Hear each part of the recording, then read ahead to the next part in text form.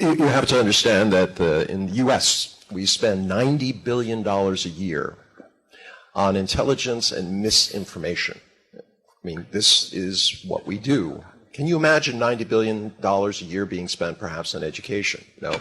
We spend it on disinformation. And the reason why is not because Americans are evil people. It has to do with this sense that we have to be number one. And if we can't compete with you, we're going to break your legs. This is what they call the Tonya Harding defense. All right? She was afraid that her good friend would somehow beat her at the Olympics. So she got her boyfriend and another friend to go over and try to break her legs. All right? This is exactly what the U.S. is doing.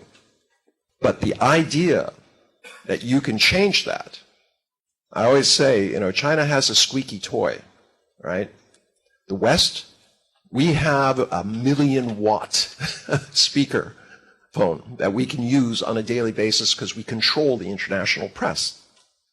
$1.5 billion was used by the U.S. government to train journalists how to write negative stories about China over 5 years.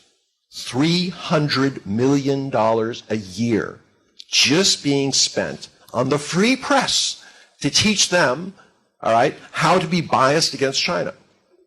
Now, it seems unbelievable. Imagine if China was doing that, all right?